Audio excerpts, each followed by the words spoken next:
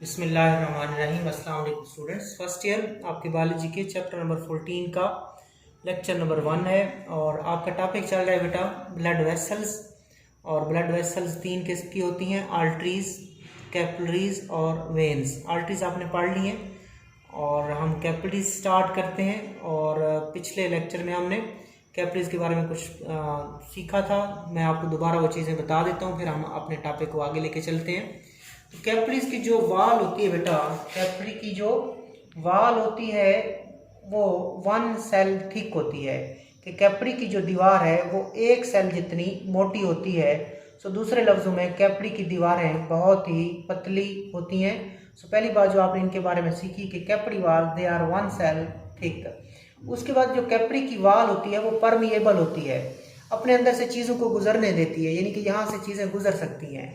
सो capillary की जो वाल होती है वो परमिएबल होती है, वाटर के लिए परमिएबल होती है और डिजॉल्व्ड सब्सटेंसेस के लिए परमिएबल होती है। इन चीज़ों को कैपिलरी की दीवारें गुजरने देती हैं। उसके बाद कैपिलरी का जो काम है बच्चों वो होता है एक्सचेंज करना। किसको एक्सचेंज करना? ऑक्सीजन का तबादला करना, कार्बन डाइऑक्साइड का तबादला करना, डिजॉल्व्ड फूड का तबादला करना और एक्सक्रीटिव प्रोडक्ट का तबादला करना। किसके दरमियान तबादला करवाती है कैपिलरी? सेल्स के दरमियान, टिश्यूज के दरमियान और ब्लड के दरमियान।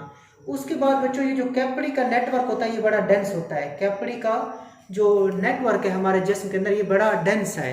तो इसी डेंस कैपिलरी के नेटवर्क की वजह से हमारा कोई भी जो जिस्म का सेल है वो खुराक से दूर या ऑक्सीजन से दूर नहीं है। तो हमारे हर सेल को खुराक भी मिलती है, ऑक्सीजन भी मिलती है due to dense capillary network. मिसाल के तौर पर लिवर को देख लें, लिवर का जो हर सेल है वो कैपिलरी के साथ डायरेक्ट इन कांटेक्ट में है।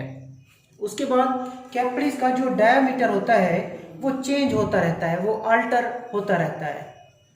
कैपिलरी का डायमीटर तब्दील होता रहता है और इस डायमीटर को तब्दील कौन करता है, उसको अल्टर कौन करता है? डायमीटर से मुराद आप समझें उसका बोर, उसका ल्यूमन, कैपिलरी का सुराख। डायमीटर वो क्या होता रहता है? वो अल्टर होता है। कौन उसको चेंज करता है? नर्वस स्टिमुलेशन भी उसको चेंज कर सकती है और केमिकल हिस्टामिन वगैरह भी उसको चेंज कर सकती हैं। नर्वस स्टिमुलस जो होता है वो क्या करते हैं, उस डायमीटर को कम करने की कोशिश करते हैं और कैपिलरी को नर्वस स्टिमुलेशन क्या करती है, कैपिलरी को क्लोज करने की कोशिश करती हैं। जबकि केमिकल हिस्टामिन ये कैपिलरीज को डायलेट करते हैं, डायमीटर को इंक्रीज करते हैं। इसके अलावा जो कैपिलरीज होती हैं बच्चों, इन जैसे ये कैपिलरीज शुरू होती हैं, इनके शुरू होने से पहले एक रिंग ऑफ मसल पाया जाता है, उसको बोलते हैं प्री कैपिलरी स्फिंक्टर। और प्री कैपिलरी स्फिंक्टर की वजह से ही जो कैपिलरीज के अंदर खून फ्लो करता है उसको बाकायदा बनाया जाता है। अगर किसी टिश्यू को, किसी आर्गन को खून ज़्यादा चाहिए तो ये स्फिंक्टर रिलैक्स हो जाएगा और खून ज़्यादा जाएगा। अगर किसी चीज़ को खून कम चाहिए आर्गन टिश्यू को तो प्री जो कैपिलरी स्फिंक्टर होता है वो कंट्रैक्ट कर जाता है और वहाँ पे खून कम जाता है। सो इस प्री कैपिलरी स्फिंक्टर के ज़रिए किसी भी आर्गन में, किसी भी टिश्यू में जाने वाला जो खून है उसको बाकायदा बनाया जा सकता है। अब हम आज का टॉपिक स्टार्ट करते हैं। कैपिलरी का रिमेनिंग जो पोर्शन रह गया वो कवर करते हैं। सबसे पहले यहाँ पे कैपिलरीज का काम बताया गया है। The capillaries are the sites. Capillaries वो जगह होती हैं, प्लेसेस होती हैं where materials are exchanged.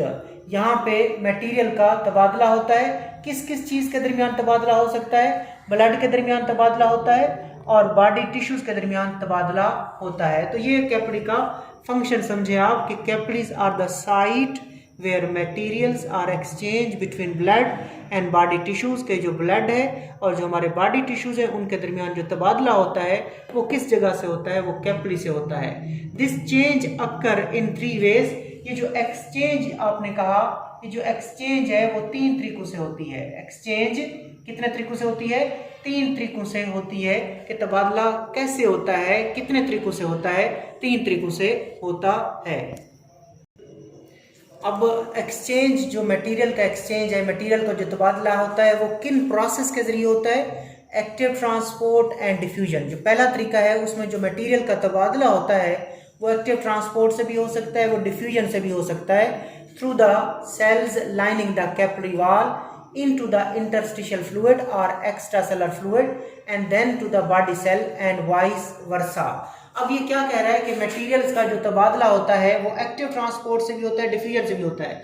Active transport होती है the movement of the molecule from low concentration to high concentration it is called active transport, और इसमें एनर्जी यूज होती है एटीपी की। जबकि डिफ्यूजन में it is the movement of the molecule from higher concentration to lower concentration, ये passive transport है, इसमें कोई एनर्जी नहीं लगती। सो जिन मटेरियल्स ने यहाँ से ब्लड से बाहर आना होता है, ये जो टिश्यूज़ हैं, यहाँ पे जो फ्लूइड होता है टिश्यूज़ के गिर्द, सेल्स के गिर्द, सेल के बाहर, उस फ्लूइड का नाम एक्स्ट्रा सेलुलर फ्लूइड होता है। एक्स्ट्रा सेलुलर फ्लूइड होता है, उसको इंटरस्टिशियल फ्लूइड भी बोलते हैं, उसको टिश्यू फ्लूइड भी बोलते हैं, उसको इंटरसेलुलर फ्लूइड भी बोलते हैं। तो पहले जो प्रोसेस होते हैं जिनके जरिए तबादला होता है वो एक्टिव ट्रांसपोर्ट है, और डिफ्यूजन है through the cell lining the capillary wall into the interstitial fluid और extracellular fluid and then to the body cells and vice versa. यानी कि यहाँ पे मटेरियल मौजूद है, अगर इन्होंने बाहर आना है तो कैपिलरी को जो सेल लाइन करते हैं, यानी कि जो कैपिलरी की दीवार को जो सेल्स बनाते हैं, चीज़ें एक्टिव ट्रांसपोर्ट या डिफ्यूजन से कहाँ आती हैं, पहले एक्स्ट्रा सेलुलर फ्लूइड में आती हैं और फिर एक्स्ट्रा सेलुलर फ्लूइड से कहाँ चली जाती हैं, सेल के अंदर चली जाती है, एंड वाइस वर्सा। इसका मतलब क्या है कि वो चीज़ें एक्टिव ट्रांसपोर्ट या डिफ्यूजन से सेल के बाहर निकलेंगी, एक्स्ट्रा सेलुलर फ्लूइड या इंटरस्टिशियल फ्लूइड में आएंगी, और फिर वहाँ से कहाँ चली जाएंगी, एक्टिव ट्रांसपोर्ट और डिफ्यूजन के जरिए कहाँ चली जाएंगी, तो कैपिलरी की दीवारों को क्रॉस करके वो दोबारा ब्लड में आ जाएंगी। सो ये क्या हुई बच्चों, this is exchange of material, जो कि किसके जरिए हो रही है, एक्टिव ट्रांसपोर्ट के जरिए हो रही है, और दूसरी डिफ्यूजन के जरिए हो रही है। तो चीज़ें एक्टिव ट्रांसपोर्ट और डिफ्यूजन के जरिए क्या हो जाती हैं, एक्सचेंज हो जाती हैं। दूसरा पॉइंट जिनके जरिए चीज़ों का तबादला होता है, through the intra cellular, it is not intra, it is intercellular spaces of the endothelial lining of the wall of the capillary to and from the extracellular fluid। जब बच्चों हम इनको थोड़ा सा वाज़े करके देखते हैं, इनको बड़ा करके देखते हैं, तो मैं इस तरह बनाता हूँ, ठीक है। तो एक सेल और दूसरे सेल के दरमियान बेटा क्या होता है, एक सेल और दूसरे सेल के जब माइक्रोस्कोप से हाई रेजोल्यूशन पे आप देखते हो, तो जो सेल्स होते हैं, एंडोथीलियल के सेल्स होते हैं, उन दो सेल्स के दरमियान में भी सुराख होता है, दो सेल के दरमियान में भी क्या होता है, सुराख होता है। वहां से भी वो चीज़ें क्या कर सकती हैं, वो बाहर आ सकती हैं, और उन्हीं सेल से दोबारा वो चीज़ें अंदर जा सकती हैं। सो इन दो सेल के दरमियान जो स्पेस होती है उसको बोलते हैं inter cellular space. Inter cellular space, inter का मतलब होता है दरमियान में, सेलुलर का मतलब होता है सेल के दरमियान में। दो सेल के दरमियान में जो स्पेस होती है उसको इंटरसेलुलर स्पेस कहते हैं। सो वो चीज़ें बाहर भी आ सकती हैं और उन्हीं सेल के जरिए दोबारा अंदर भी आ सकते हैं। तो एक्सचेंज का दूसरा तरीका किसके जरिए होता है, इंटरसेलुलर स्पेसेस के जरिए होता है। So through the intercellular spaces of the endothelial lining of the wall of the capillary, और जो कैपिलरी के गिर्द जो सेल्स होते हैं उनको एंडोथीलियल सेल्स कहते हैं। तो जो एंडोथीलियल सेल्स होते हैं उनके दरमियान जो इंटरसेलुलर स्पेसेस होती है उनके जरिए भी चीज़ों का तबादला हो सकता है। आगे क्या है कि material from cavity of the capillary are also taken up by endocytosis and then pass to the other side by exocytosis. इसको भी बेटा आपने समझना है। तीसरा तरीका है बेटा एंडोसाइटोसिस और एक्सोसाइटोसिस। इसके जरिए भी कैपिलरी के जरिए चीज़ों का तबादला हो सकता है। मिसाल के तौर इस चीज़ ने कैपिलरी से बाहर जाना है और टिश्यूज में जाना है, तो सेल इसको किसके जरिए अंदर ले जाएगा, एंडोसाइटोसिस के जरिए कहाँ ले जाएगा, अंदर ले जाएगा। तो इसको एंडोसाइटोसिस कहते हैं। वो चीज़ कहाँ पहुँच जाएगी, अंदर पहुँच जाएगी। ये देखें, ये एंडोसाइटोसिस है। सेल मेम्ब्रेन अंदर की तरफ क्या करती है, इन्वेजिनेट करती है, और आखिरकार वो चीज़ कहाँ पहुँच जाती है, आखिरकार वो चीज़ सेल के अंदर पहुँच जाती है वैक्यूल की शक्ल में। ठीक है, अब इस चीज़ ने बाहर निकलना है, तो बाहर कौन सा अमल होगा, एक्सोसाइटोसिस। इस साइड पे एक्सोसाइटोसिस का अमल होगा और उस साइड पे किसका अमल हुआ था, एंडोसाइटोसिस का। सो उस साइड से एंडोसाइटोसिस हो रही है बेटा, एंडोसाइटोसिस हो रही है इधर से, और इस साइड से क्या हो रही है, एक्सोसाइटोसिस का अमल हो रहा है, और वो चीज़ इधर आ जाएगी। इसी तरह अगर किसी चीज़ ने जो इधर मौजूद है और इधर जाना है, तो इस साइड पे पहले एंडोसाइटोसिस होगी और इस साइड पे एक्सोसाइटोसिस होगी। इस तरह चीज़ें एंडोसाइटोसिस, इधर से एंडोसाइटोसिस, इधर से एक्सोसाइटोसिस के जरिए इधर आ जाएंगी, फिर यहाँ से एंडोसाइटोसिस और इधर से एक्सोसाइटोसिस के जरिए दोबारा कैपिलरी में आ जाएंगी तो उनका तबादला हो जाएगा। सो क्लियर, 3 पॉइंट्स आपने याद रखने हैं कि तबादला 3 तरीकों से हो सकता है। एक्टिव ट्रांसपोर्ट डिफ्यूजन से हो सकता है, वो जो कैपिलरी की दीवार के जो सेल्स हैं उनके दरमियान छोटी छोटी स्पेसेस मौजूद होती हैं, उनको इंटरसेलर स्पेसेस कहते हैं, उधर से भी चीज़ें छोटी छोटी चीज़ें उनको भी क्रॉस कर सकती हैं और तबादला हो सकता है। तीसरे नंबर पर एंडोसाइटोसिस और एक्सोसाइटोसिस के जरिए भी तबादला हो सकता है। आगे चलते हैं। Thus the exchange of material take place between the blood and the tissues via extracellular or interstitial fluid। लिहाजा चीज़ों का जो तबादला होता है, यहाँ पे जो फ्लूइड मौजूद है उस फ्लूइड का नाम इंटरस्टिशियल फ्लूइड है या एक्स्ट्रासेलुलर फ्लूइड है। लिहाजा एक्सचेंज ऑफ जो मटेरियल है बेटा वो किसके दरमियान, यहाँ पे ब्लड होता है, यहाँ पे ब्लड और यहाँ पे जो फ्लूइड मौजूद है उसको क्या बोलते हैं, extracellular fluid, interstitial fluid, tissue fluid. ठीक है, तो लिहाजा मटेरियल का जो तबादला होता है वो किसके दरमियान होता है, ब्लड और एक्स्ट्रा सेलुलर फ्लूइड के दरमियान में हो जाता है। और उसके बाद जो कैपिलरीज होती हैं they join to form venule which join to form veins. ये मैं आपको डायग्राम यहाँ से दिखा देता हूँ। सबसे पहले बेटा आर्टरीज होती हैं।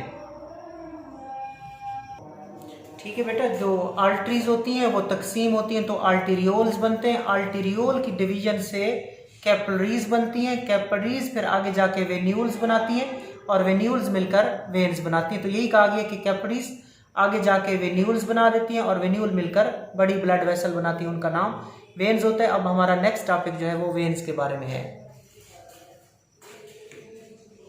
अब देखते हैं वेन्स की सबसे पहले डेफिनेशन है, these are the blood vessel that transport blood from body cells toward the heart. खून की वो नालियां जो बॉडी के सेल से, कहाँ से बेटा, बॉडी के सेल्स से खून को किसकी तरफ लेके आए, दिल की तरफ लेके आए।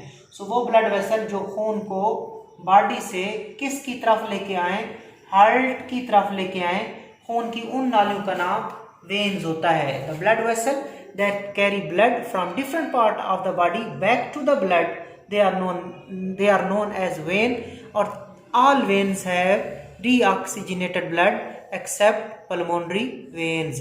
ठीक हो गया, तो जो सारी वेन्स होती हैं उनमें डीऑक्सीजनेटेड ब्लड होता है सिवाय पल्मोनरी वेन्स के, और पल्मोनरी वेन्स में ऑक्सीजनेटेड ब्लड होता है।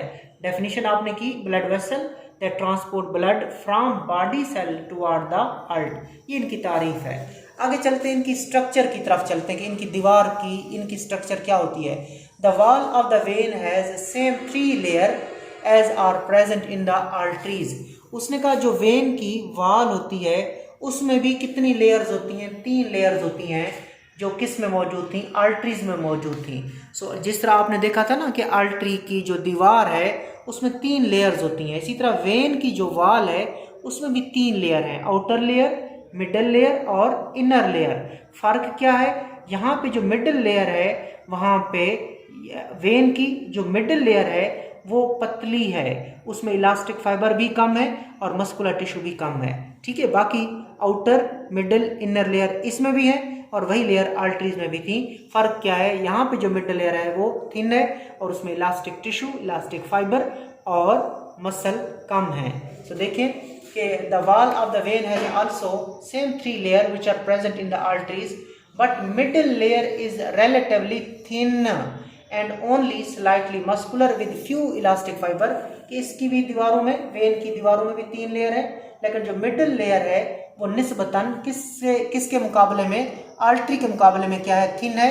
क्यों थिन है, पतली क्यों है मिडल लेयर, क्योंकि स्लाइटली मस्कुलर है, उसमें मसल, स्मूथ मसल थोड़े से होते हैं, विद फ्यू इलास्टिक फाइबर, और इलास्टिक फाइबर भी कम है। सो इसकी मिडल लेयर में, वेन की मिडल लेयर में इलास्टिक फाइबर और मसल कम है, लिहाजा ये आर्टरी की मिडल लेयर के मुकाबले में रिलेटिवली थिन है।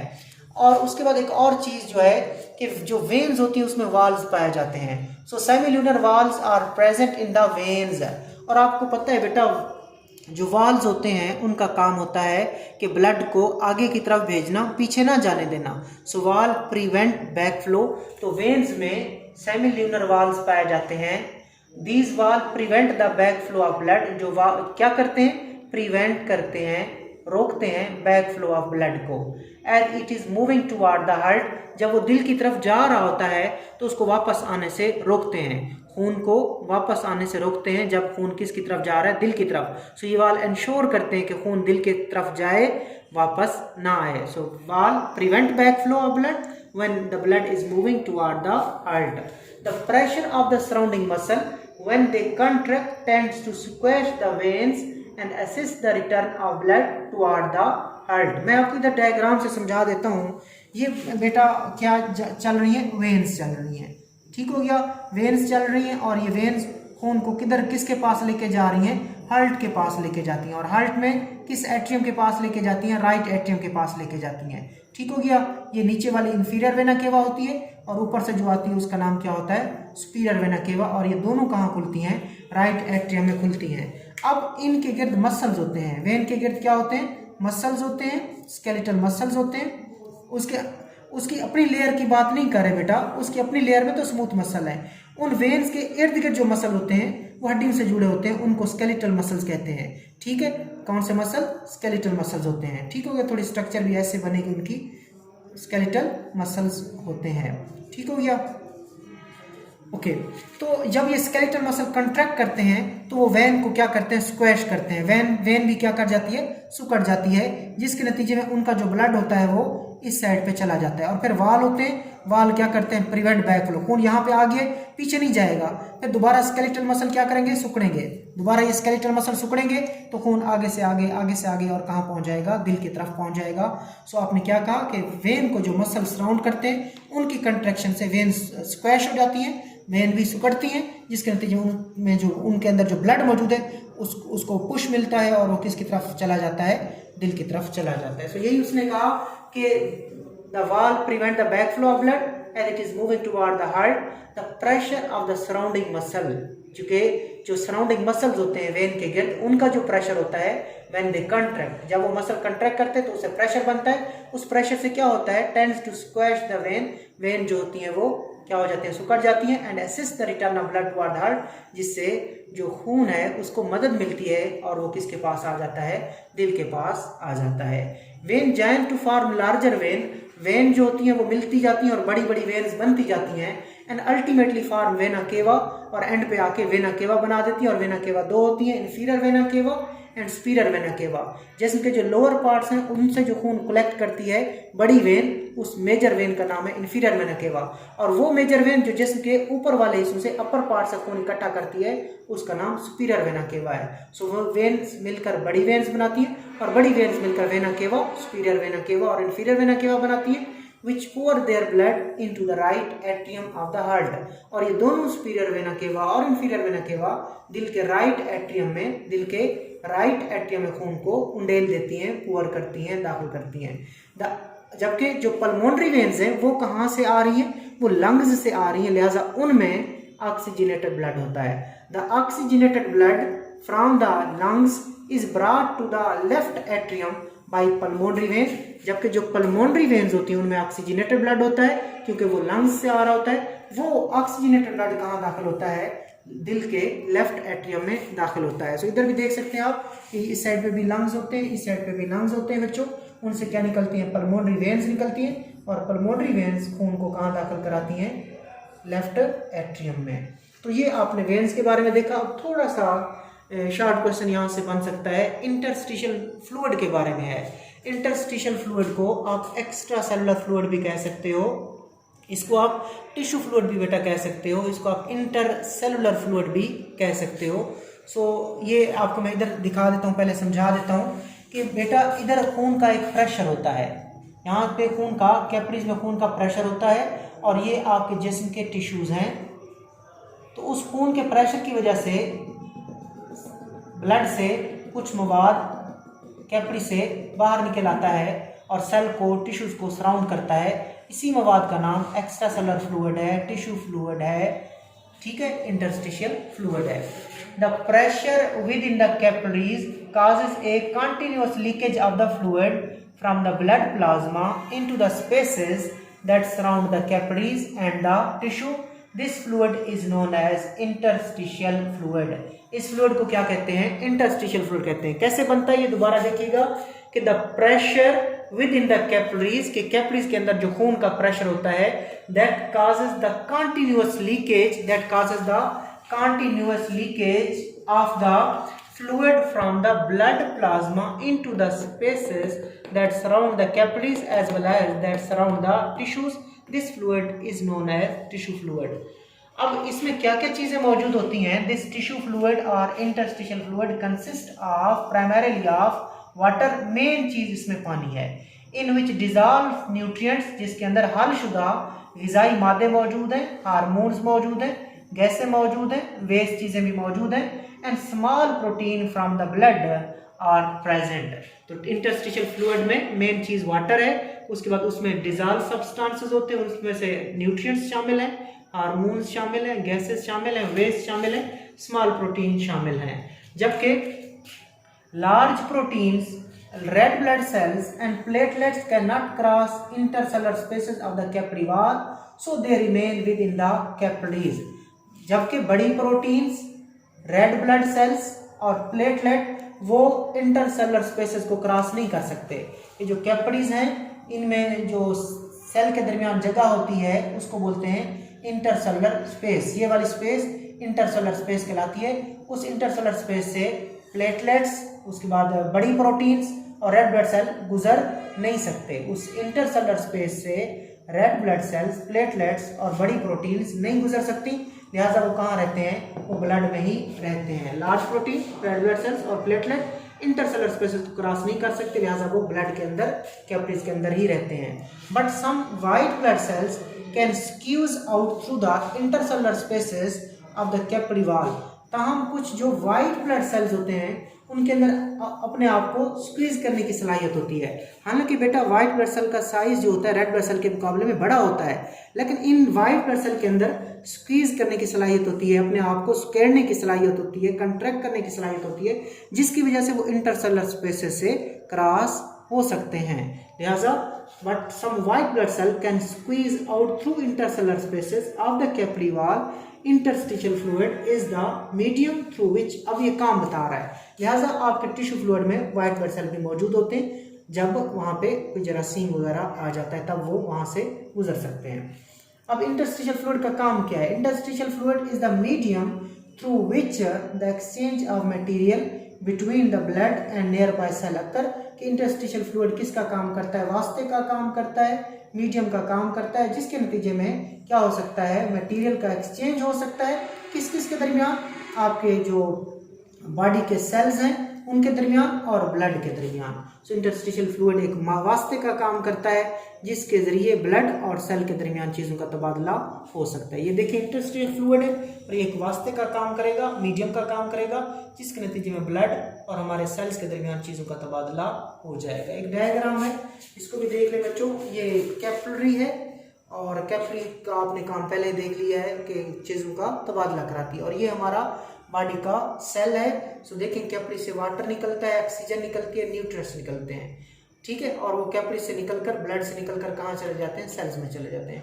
सेल से दोबारा कार्बन डाइऑक्साइड निकलती है, नाइट्रोजन के वेस्ट निकलते हैं और वाटर भी निकलता है, और वो कहाँ चले जाते हैं? कैपिलरी में चले जाते हैं। देखें कुछ चीज़ें बाहर निकल रही हैं कैपिलरी से और कुछ चीज़ें अंदर आ रही हैं। दरमियान में यहाँ पे कौन मौजूद है? यहाँ पे एक्स्ट्रा सेलुलर फ्लूइड मौजूद है, इंटरस्टिशियल फ्लूइड मौजूद है, जो कि एक मीडियम का काम करता है, वास्ते का काम करता है, जिसके नतीजे में ब्लड के दरमियान और हमारे सेल्स के दरमियान चीज़ों का क्या हो जाता है? तबादला हो जाता है। अल्लाह हाफ़िज़।